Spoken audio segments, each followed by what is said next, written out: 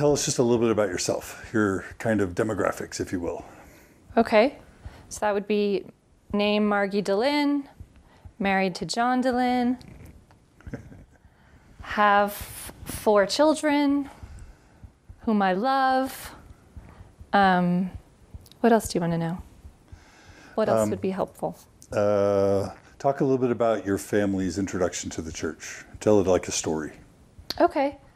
So I grew up in Potomac, Maryland, and my parents joined the church when I was young. I heard that I was the impetus of that somehow I was at a church service with a family friend and came home from that church service and said to my parents that we needed to find a church.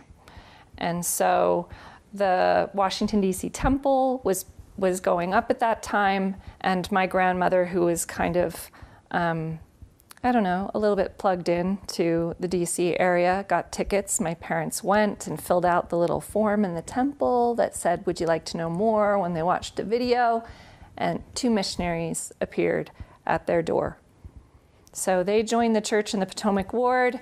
They investigated for over a year, each of them. It was a very collaborative effort between the missionaries and the ward members, a really special situation.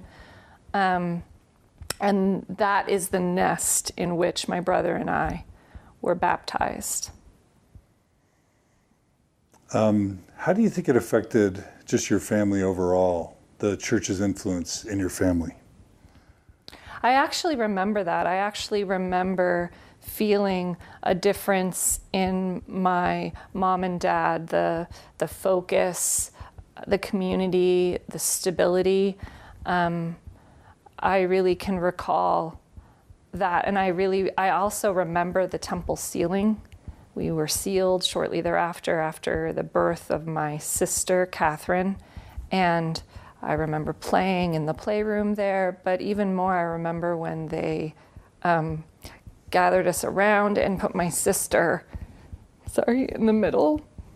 And I remember feeling like, wow, this is family. Do you remember any changes, or does your mom, or did your dad or does your mom talk about changes that came over anyone after joining the church? So with regard to themselves or with regard to us? Well, I think we started with all those rituals, Sunday church. We actually had, I remember having baptisms in our backyard pool. So we had a lot of those ward kind of parties at our house. And I just remember, I have letters of myself prior to joining the church where I clearly was precocious, and I remember swearing and saying, Jesus Christ, and I'm like 6 or 7. I have letters, and so the culture of our family, I feel like definitely changed. It grounded us, it focused us on family. Do you remember anyone talking about the ways your dad's personality changed kind of before and after the church at all? Or his behavior? Yeah, so we were just kind of talking about this a few weeks ago, that prior to the church, my dad was extremely work identified, and he was always passionate about his job. He was a psychiatrist. He had an office, a separate entrance and office in our home in Maryland. So he worked really long hours, but it made him turn to our family more, participate more. I feel like just look to contribute, and it's really when I remember him starting to play with us. Talk about your memories of him playing with you really quickly. So I remember him coming up from work. We would go out to the pool. One of my favorite memories is he would take us out to swim at night when we could see the stars. So we would swim, and he would turn off the pool light, and we would lie on our backs and look at the stars.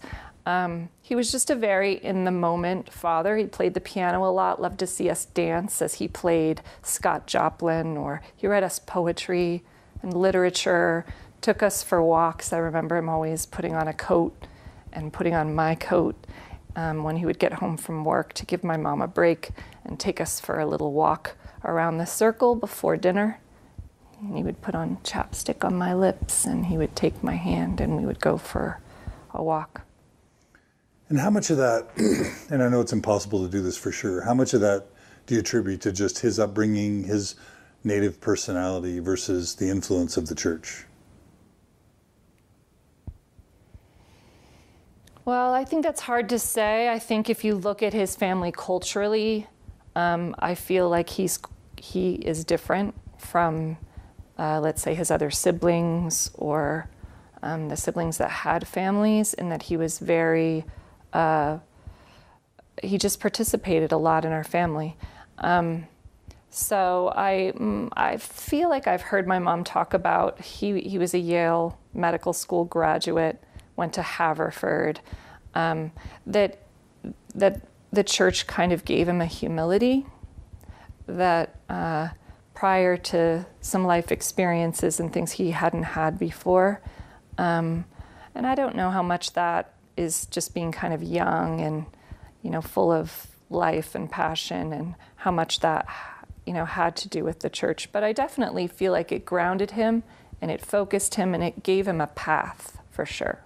How about your mom? And I feel like for my mom, my mom's really social. How was she raised? Oh, how was she raised? She was raised in Catholic schools, so she had a lot of experience with nuns growing up. She grew up, in a home that I would say was challenging. She had a loving mom, but I think they were poor. Her father fought in Battle of the Bulge in World War II. And so there was a lot of struggle, I think, in their family. My mom was valedictorian in her school, earned a place in a nursing school, and went to nursing school and became a nurse. And that's when she met my dad. Why do you sense she didn't stay Catholic?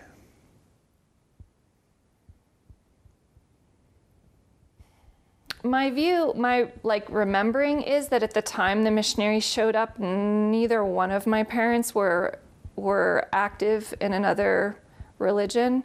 I think for my mom, there were things she loved about Catholicism. She kept her rosary, she kept some of those things. But I think, she had had some difficult experiences going to Catholic schools. They could be harsh. And I sense it was really the appeal to family, that temple video about families can be together forever. I think it hit them at just the right time with 2 young children and just sort of starting out in their life together. Did your mom change at all, do you think, because of the church?